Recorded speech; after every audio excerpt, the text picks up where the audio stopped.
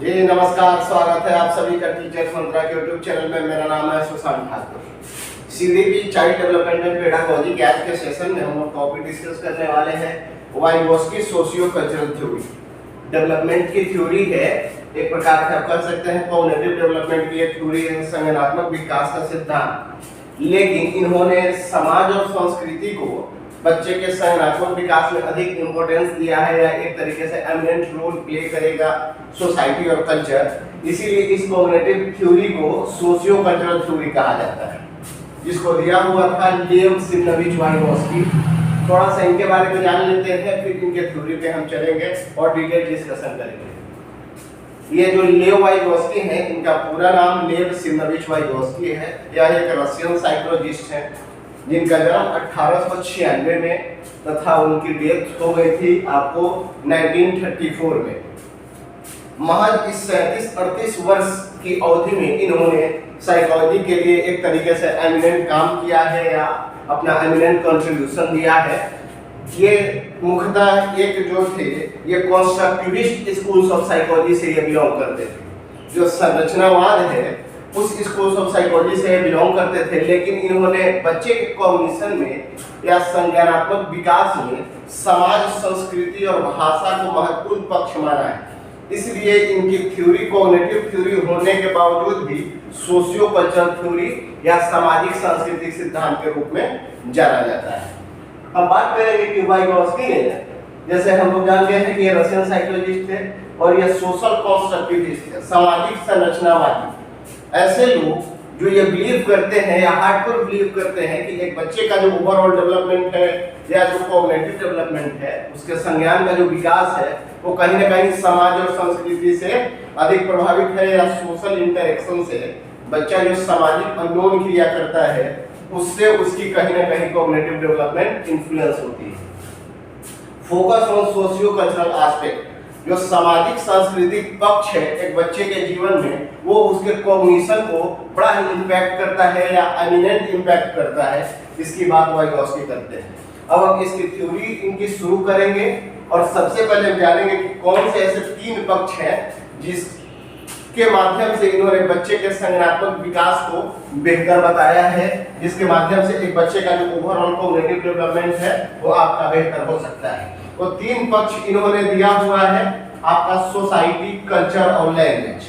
SCL के नाम से हम लोग एक निमोनिक बनाए हुए हैं, जिससे आपको याद करने में थोड़ी आसानी हो जाएगी।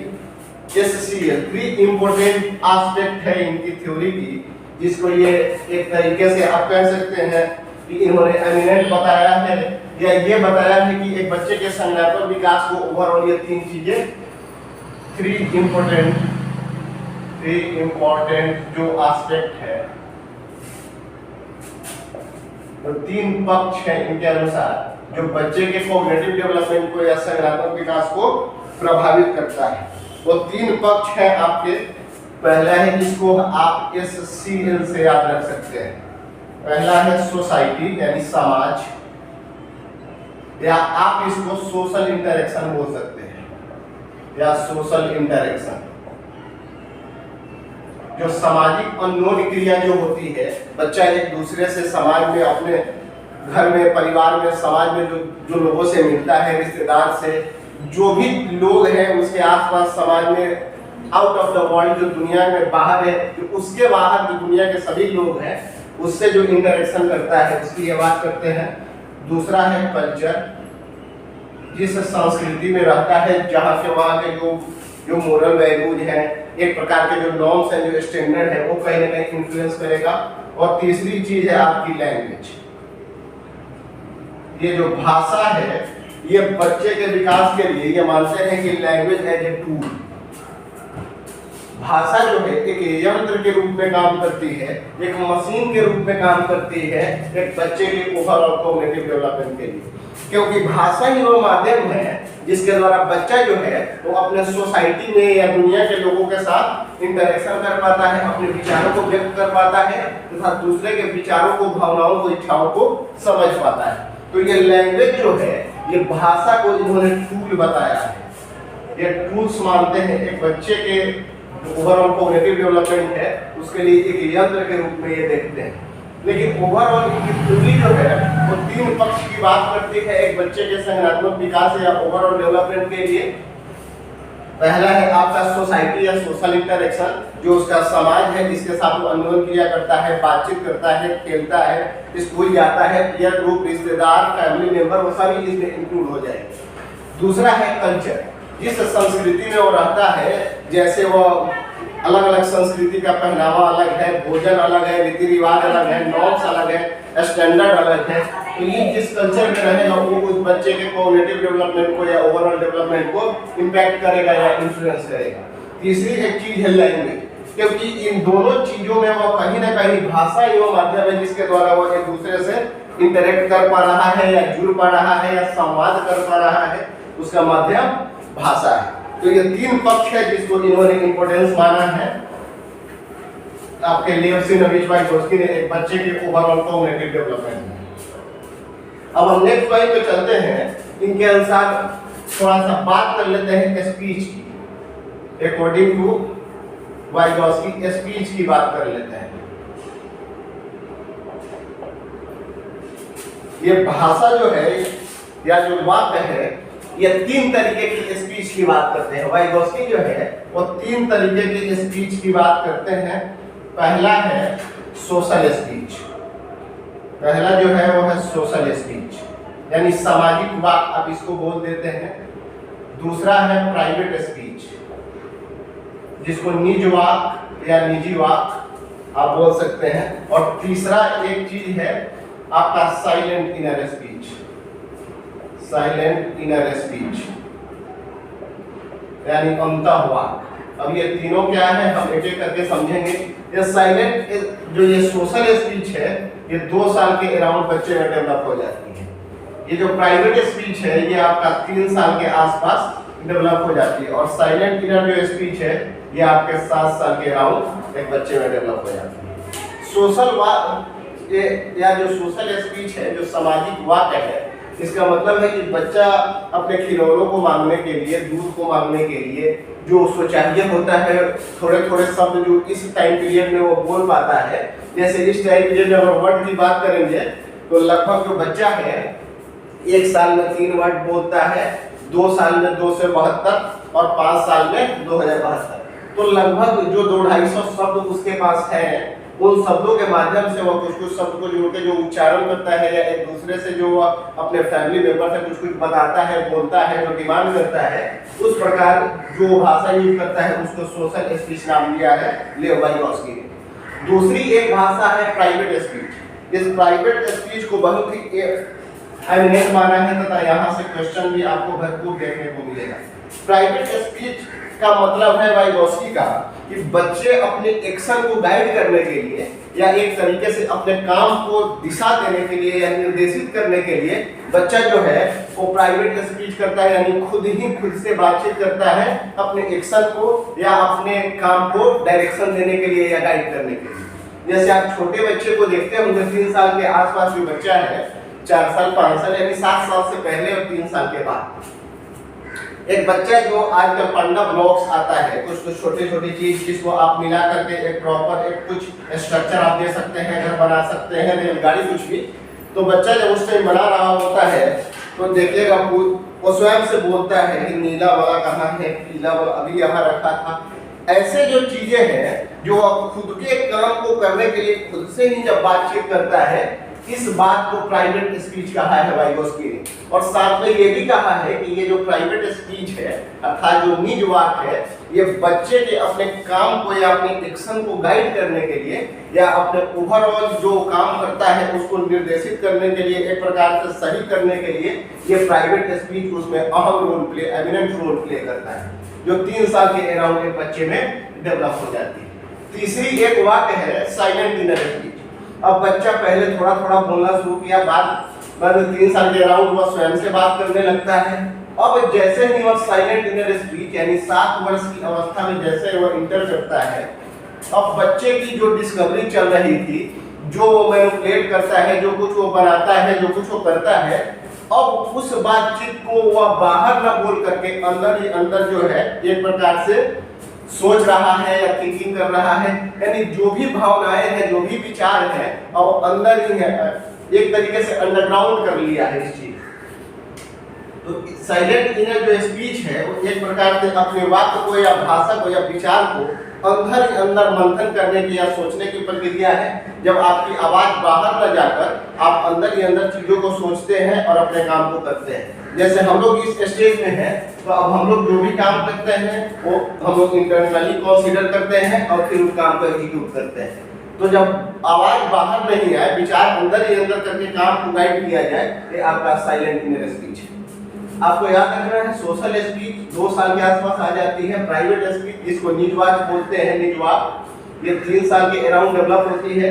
और साइलेंट इनर स्पीच 7 साल के आसपास एक बच्चे में साइलेंट इनर स्पीच आ जाती है, जब बच्चा अब बाहर ना बोल करके अंदर ही अंदर कुछ चीजों को, जिसके बारे में जो परसेप्शन बनाना है किसी वस्तु को लेके, किसी व्यक्ति को लेके, और वो अंदर ही अंदर सब कुछ परसेप्शन बना रहा है या विचार कर रहा है। ये एक बात हुई भाषा को लेकर के। कुछ टर्म इन्होंने 3 इंपॉर्टेंट टर्म दिए हैं कि एक बच्चा जो है वो कैसे एक दूसरे के सहयोग से सीखता है, जो उसकी अपनी क्षमता है, और जब वो किसी और से उसकी सहयोग मिल जाती है तो प्रक्रिया सीखने को कैसे बेहतर बनाता है। इसके ऊपर उन्होंने 3 इंपॉर्टेंट टर्म्स दिया है। 3 इंपॉर्टेंट टर्म्स, कुछ इन्होंने टर्म्स दिए हैं जिसमें संख्या उसकी 3 है। हम बात करेंगे 3 इंपॉर्टेंट टर्म्स की। इंपॉर्टेंट टर्म्स, जिसमें आपका पहला आता है जेडपीडी। जेडपीडी, दूसरा है आपका स्कैफोल्डिंग, जिसको पार्ट या मचान या ढांचा बोल देते हैं, स्कैफोल्डिंग। और तीसरा है आपका एमकेओ, यानी मोर नॉलेजेबल अदर। इस जेडपीडी को जोन ऑफ प्रॉक्सिमल डेवलपमेंट बोलते हैं, जोन ऑफ प्रॉक्सिमल डेवलपमेंट।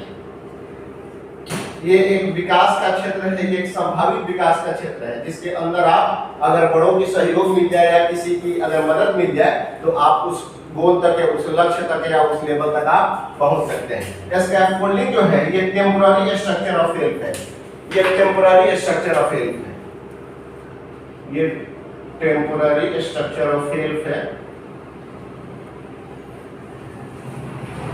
एमकेओ जो है इसका मतलब होता है more knowledgeable other, more knowledgeable others, जो व्यक्ति आपसे उस पर्टिकुलर फील्ड में बेहतर जानता है।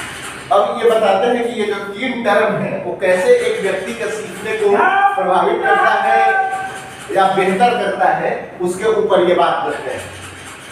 3 इंपॉर्टेंट टर्म्स में है, जो पहला है ZPD, zone of proximal development. अर्थात आप समझ लीजिए कि आपके अंदर सीक्रेट क्रैक करने की आप जोन है, एक क्षमता है, एक कैपेबिलिटी है, एक इफिशिएंसी है, आपके जोन में है, आपके एरिया में है कि आप सीक्रेट क्रैक कर सकते हैं। ये मान लीजिए ये जोन ऑफ प्रॉक्सिमल डेवलपमेंट है और यहाँ आप हैं और ये आपका सीक्रेट है।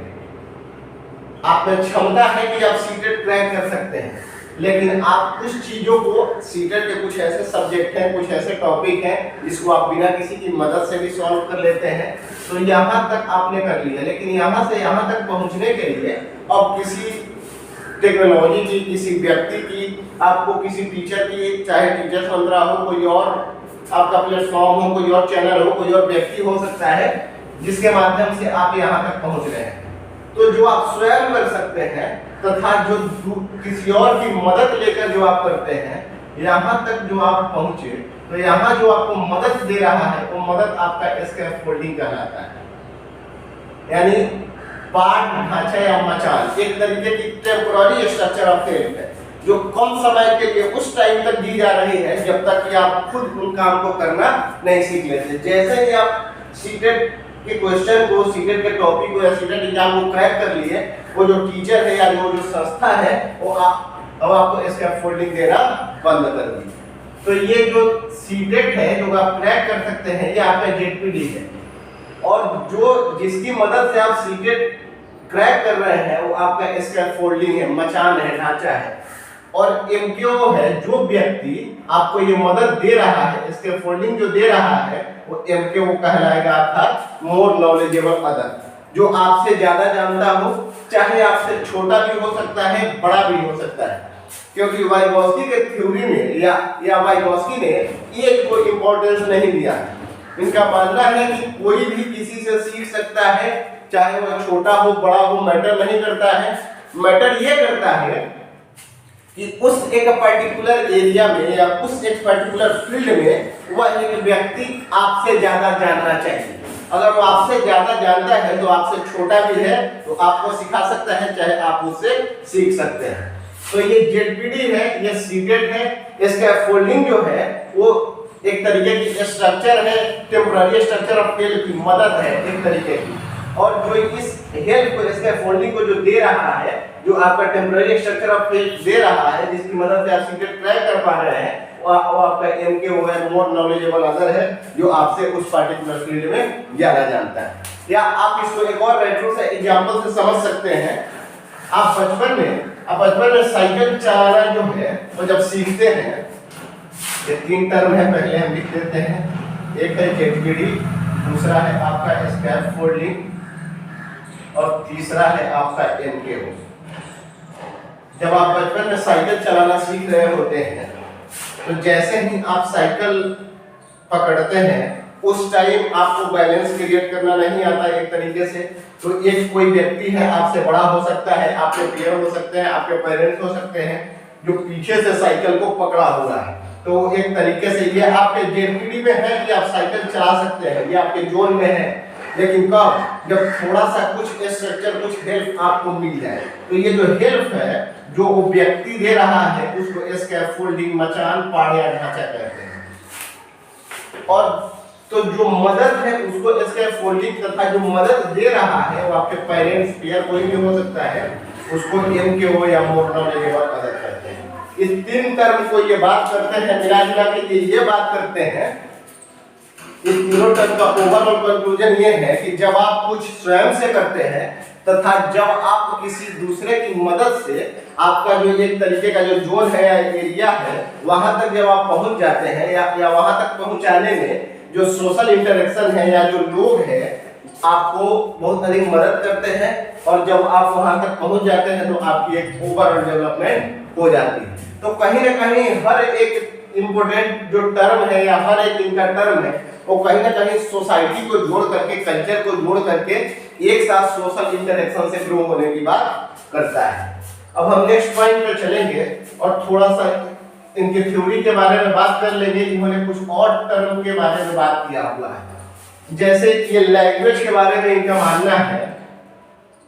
जैसे भाषा को, जैसे इन्होंने 3 चीजों को अपने थ्योरी में एक तरीके से इंपॉर्टेंस दिया है या एक तरीके से एक टूल के रूप में बताया है। तो ये लैंग्वेज जो है इनका मानना है, अकॉर्डिंग टू वाइगोत्स्की, आपका language develops from social interaction.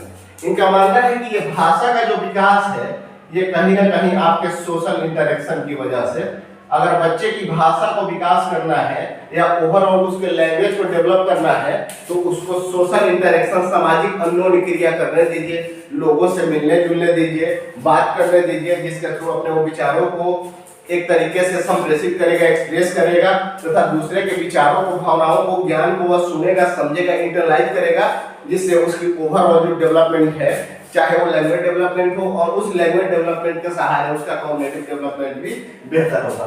तो ये लैंग्वेज को ये टूल बताते हैं, ये एक यंत्र बताते हैं आपके ओवरऑल कॉग्निटिव डेवलपमेंट में या एक व्यक्ति के ओवरऑल डेवलपमेंट में। कुछ टर्म और है, इनके ऊपर हम बात करेंगे।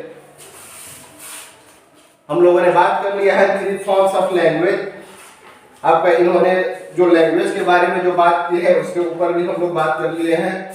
जो जेडपीडी है उसके ऊपर भी हम लोग बात किए हैं, जोन ऑफ प्रॉक्सिमल डेवलपमेंट। जो एक जोन है, एरिया है, जिसके अगर उस एरिया में कुछ पार्टिकुलर चीज को आप खुद कर पाते हैं तथा कुछ पार्टिकुलर चीज अगर आपको एक किसी व्यक्ति की, किसी टेक्नोलॉजी की मदद मिल जाए तो आप उसको वहां तक पहुंच सकते हैं, कर सकते हैं। वो आपका स्कैफोल्डिंग है, पाड़ है, मचान है, ढांचा है, हिंदी में जो उसको नाम 2-3 नामों से बोल दिया जाता है। और जो व्यक्ति वो हेल्प आपको दे रहा है वो एमकेओ, मोर नॉलेजेबल अदर कहलाता है।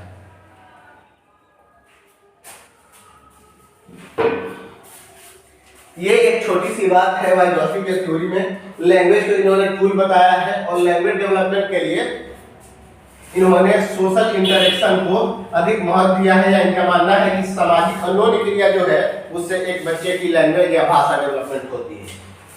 ये एक छोटी सी थ्योरी थी आपके इनसे रिलेटेड। अब थोड़ा सा एजुकेशनल इम्प्लीकेशन की बात कर लेते हैं कि हम जो है एक शिक्षक बनने जब जा रहे हैं तो हम क्यों पढ़ रहे हैं वाइगोत्स्की को, तो इसका शैक्षिक उपयोग हमारे लिए एज ए टीचर क्या हो सकता है उसके बारे में बात कर लेते हैं। एजुकेशनल इम्प्लीकेशन जो है, जो शैक्षिक उपयोग है, ये क्या हो सकता है।